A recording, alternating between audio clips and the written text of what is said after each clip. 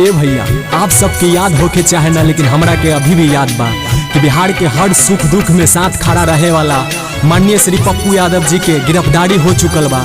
बिहार के 12 करोड़ जनता से नम्र निवेदन बा कि उनकर रिहाई खातिर गुहार लगाई।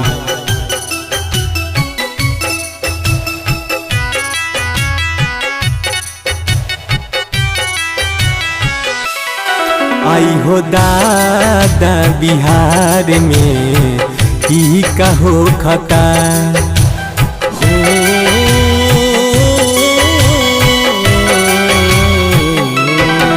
आई हो दादा बिहार में की कहो खता। गलती करे केहू और साजा दूसरे भोगता, गलती करे केहू और साजा दूसरे भोगता। आई हो दादा बिहार में ई कहो खता, आई हो दादा बिहार में ई कहो खता। जब मुसीबत आता है, जब परेशानी आता है तो पप्पू यादव दिखता है, जब वोट का समय आता है तो कोई और दिखता है, जातिवाद आ जाता है। हम यादव है, राजपूत है, ब्राह्मण है, भुइयार है, तब भी कहाँ गया है? जेल भेज दे लाई तू ठीक नहीं कइला, कितना गरीबन के तू जिहक कइला।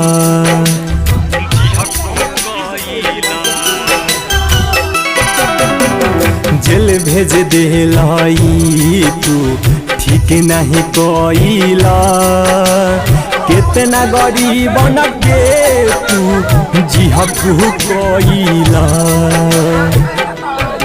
इतना दुख में बा बिहार फिर से उनके खोजता, इतना दुख में बा बिहार फिर से उनके खोजता। आई हो दादा बिहार में ई कहो खता, आई हो दादा बिहार में ई कहो खता। कोई नहीं आएगा आपका बात सुनने के लिए, कोई नहीं आएगा आपका मदद करने के लिए, कोई नहीं आएगा बाढ़ में, चमकी बुखार में आपके बच्चों को देखने के लिए, आपके परिवार तक खाना पहुंचाने के लिए। कोई नहीं आएगा कोरोना काल में 500 रुपया, 1000 रुपया बांट के आपको घर तक पहुंचाने वाला व्यक्ति। कोई नहीं आएगा आपको घर तक अपने हाथों से खाना खिलाने वाला व्यक्ति। याद है कि भूल गए? आवाज उठाइए। सेवा कैले दिन रात सबई जानता, रिहा करो पप्पू यादव को सब लोग मांगता, सब लोग मांगता। सेवा कैले दिन रात सबई जानता, रिहा करो पप्पू यादव को सबई मांगता। बेरी बेरी बीरू अर्जुन फिर से उनके खोजता, बेरी बेरी बीरू अर्जुन फिर से उनके खोजता। गलती करे केहू और साजा दूसरे भोगता। आई हो दादा बिहार में ई कहो खता, आई हो दादा बिहार में ई कहो खता।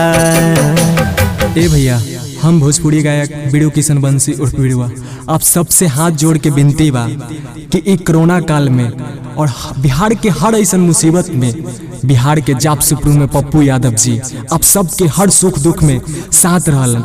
आप सबसे हाथ जोड़ के एक विनती बा कि इनका खातिर आवाज़ उठाई और बिहार सरकार से मांग करी कि जल्द से जल्द इनका रिहाई हो जाए। बहुत बहुत